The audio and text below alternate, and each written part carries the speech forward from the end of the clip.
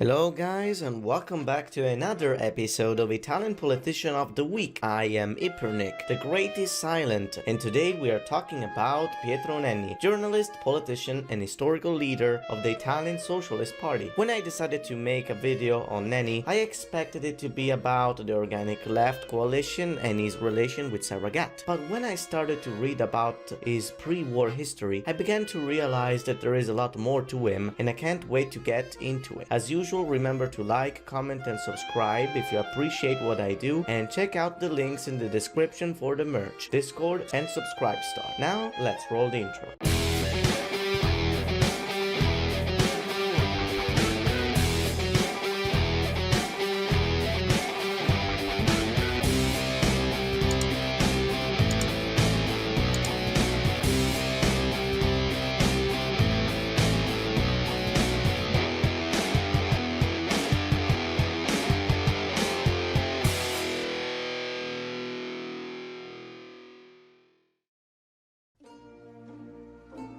Nenni was born in 1891 in Faenza. After losing his father at age 5, his mom sent him to an orphanage where he learned to read and write, in the hopes, perhaps, that young Pietro would become a priest or something. However, Nenni was far from the religious type. From a very young age, he was strongly against the establishment and the kingdom itself. It will be in the years between the 19th and 20th century that Nenni will grow rebellious and hostile towards any semblance of authority. When he was just 7, he witnessed a cavalry unit charging onto a group of protesters at a strike, an event which impacted him a lot. So much, in fact, that when Umberto I was assassinated by the anarchist Gaetano Bresci, he wrote onto a wall the phrase "Viva Bresci," which roughly translates to "Bresci is based as fuck." In 1908, he will be hired as a scribe in a pottery factory, though he won't keep the job for long since he will sign up to the Republican Party just a year later and get fired over his radical positions. He will start working as a journalist shortly after for the Popolo di Faenza newspaper and became the secretary of the new Republican Chamber of Labor of Forlì in 1911. During the Italo-Turkish War, the Socialist and Republican parties made an alliance to be in opposition to Giolitti's government at the time, and during the many riots and protests regarding the conflict, Nenni met and befriended Benito Mussolini, who at the time was a radical socialist. In 1914, a week before the assassination of Franz Ferdinand, the Italian army raided the headquarters of the Italian Republican Party in Ancona, killing many people and injuring far more. Nenni, who at this point had become one of the leaders of the party, organized a series of riots which will later be denominated the Red Week. Nenni will be arrested on the 23rd of June. He was actually one of the few organizers who did get caught, while all the others expatriated to Switzerland. At this point, Nenni was going through a similar thought process to Mussolini. By that I mean that unlike all of his socialist friends, when the Great War began, he was actually on board and wanted to fight. On the 27th of May 1915, he volunteered to be sent to the front, but he was sent to jail again after he refused to sign the oath to the king. Nenni had also applied to become sergeant and had scored very high on the exam for admittance, but due to his history and insubordination, Nenni was allowed to enroll only as a normal soldier. Regardless of the initial setbacks, Nenni will eventually be promoted to sergeant after the Battle of Caporetto in 1917. At the end of the war, he became the head of the newspaper Il Mattino, and in 1919, he, alongside Mussolini, helped to create the first fascist groups around the country. This aspect in particular of his early political career was heavily criticized by the left, who saw Nenni as an imposter, a fascist in disguise, a small Mussolini in some way. But as months went by, Nenni started to reevaluate his interventionist and nationalistic positions and joined the Socialist Party instead in 1921. Nenni would move to Milan with his family. He was married since 1911 and had 4 daughters at this point. In the city, he got a job in the socialist newspaper Avanti. Between 1921 and 1924, the Socialists were were disunited and unorganized. Initially, the communists under Bordiga and Turati's moderates left the movement, but eventually most of the Italian left united once again in opposition to Mussolini's authoritarian regime, something that Nenni had encouraged from the very beginning. However, it was little too late, because in 1925 Mussolini banned all parties except for his own. For about a year, Nenni kept writing in the underground weekly magazine The Fourth State. Unfortunately, just a year later, Nenni started to receive threats, and eventually he ran away first to Lugano, then Paris, where he remained in exile for over a decade together with his family. The next couple of decades in Nenni's history are quite depressing, so don't say I didn't warn you. During his years in France, he tried to maintain his clandestine political life, although with little to no success. After all, he was not alone. Many Italian socialists, such as Pertini and Saragat, had also escaped to France at this point, so they could certainly meet up and talk about how fascism really sucked. In 1936, Nenni joined the Garibaldi Brigade in the Spanish Civil War to fight alongside the Republicans. As you guys know, the war was lost, and so Nenni came back to Paris in January 1939, just for it to be invaded by the Germans just a few months later. Nenni and his family took refuge in Palada, where they hid until they were arrested in 1943. The Germans took him over to the Italian border under the request of Mussolini, where he was asked to apologize and pledge allegiance to the regime. Of course, Nenni refused and was sent to jail on an island called Ponza. A lot less fortunate was the fate of Nenni's daughter Vittoria, who was caught in Paris in 1942. As some of you already know, political enemies of the Nazi regime were often sent to concentration camps back in the day, unless if they had the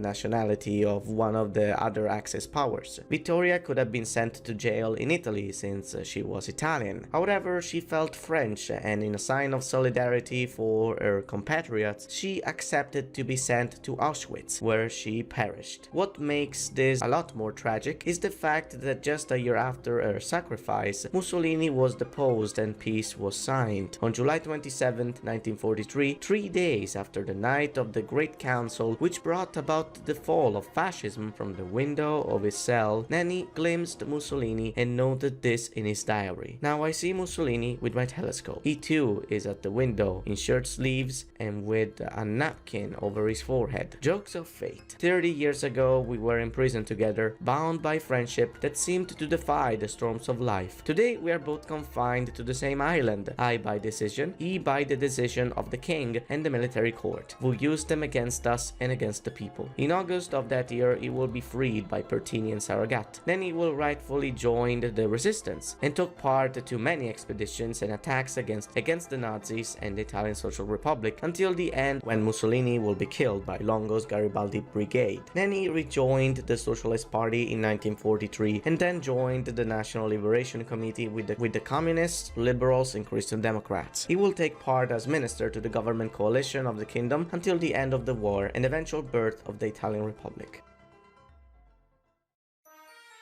Between 1944 and 1947, Nenni contributed heavily in the creation of the earliest Italian Republican institutions. He is even considered one of the founding fathers of democratic Italy in many regards, together with Alcide de Gasperi, leader of the Christian Democrats, and Palmiro Togliatti from the Communist Party. However, relations became sour in January 1947 when de Gasperi, who was prime minister at the time, went to the US to meet President Truman without Nenni's knowledge, who was foreign minister. A few weeks after this, the PCI and PSI were kicked out of the government coalition, and de Gasperi made a new coalition with the Liberals and Republicans. As all of this was going on, Saragat, who was Nenni's buddy at the Socialist Party at this point, caused a schism leading to the creation of the Social Democratic Party, which sided with de Gasperi. It is theorized that the timing was not a coincidence, and that Truman, de Gasperi and Saragat had planned this ahead of time to get the radical left out of the equation. This This plan worked, and at the 1948 elections, the DC won over the Popular Front, the electoral coalition that Nenni and Togliatti had made for the occasion. Nenni began the First Republic by being allied to the USSR and Togliatti, with whom he had good relations in the beginning. In 1943, they protested together against the Scelba electoral law by leaving the parliament alongside hundreds of colleagues who refused to vote in its favor. The Scelba law is often referred to as the scam law as well, because it introduced the majority award, hence providing extra seats to the party who could gather 50% of the total votes. Since it was blatantly made to favor its proponents, the Christian Democrats, the left perceived it as undemocratic and left the legislative chamber. The opposition worked, and not only did the DC not reach the anticipated quota, but this also led to the end of the Gasperi's political career, who will pass away a couple of years later. Nenni's allegiance will change in 1955,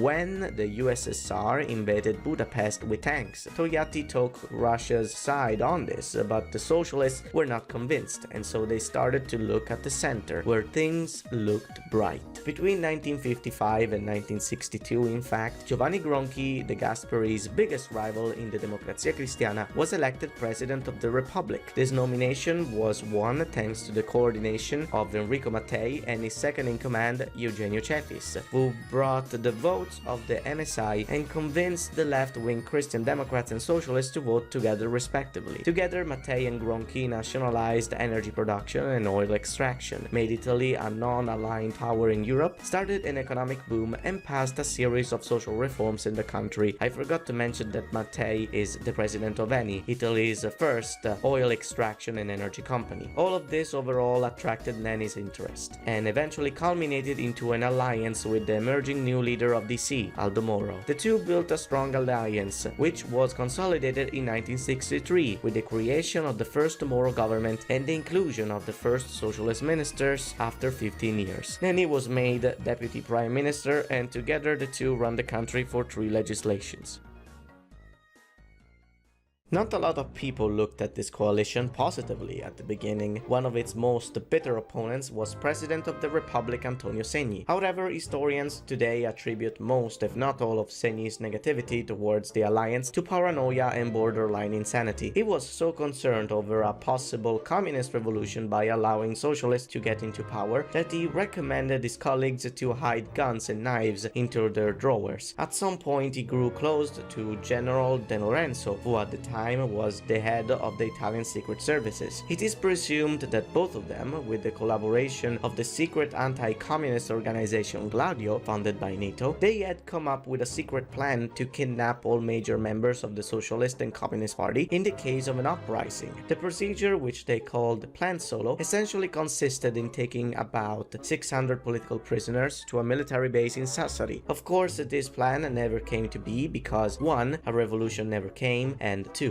Because Segni had a stroke and resigned in 1964. In 1967, the newspaper Espresso launched an investigation on the case and found De Lorenzo's dossiers, for which he was kicked out of the army. The general had also worked in the fascist army in the past, so perhaps it was not a good idea to give him so much power to begin with, but I digress. To succeed, Segni will be Nenni's old friend Saragat, who he had grown closer to once again, and they even attempted to reunite their own two parties, although it didn't really work out. Saragat in 1970 made Nenni senator for life, and then endorsed his nomination to president of the Republic. Unfortunately, when it came time to elect him, the DC and PCI relations were going through a bit of a rough patch, and so the Christian Democrats settled on one of their own, Giovanni Leone. In the 70s, the organic left coalition was slowly growing weaker, and the Italian economic situation was not the best. The terrorist attacks of the Years of Lead too didn't really help the political class. The socialists were the ones losing the most under the leadership of De Martino, whose old and uninteresting programs bored many young people who were conquered by the communist leader Enrico Berlinguer, who was, in the other hand, very progressive. Moro even tried to make an alliance with him, putting the socialists into obscurity before getting nay-nayed in 1978. What eventually brought the socialists back into relevancy and into government again was Bettino Craxi, who, during his party transformation assassination had all of Nenni's support and respect. He won't be able to see its full effects though, because he will die in 1980. Perhaps that's a good thing. Anyway, thank you all for watching. The next video, I hope for it to be shorter. I will see you next time.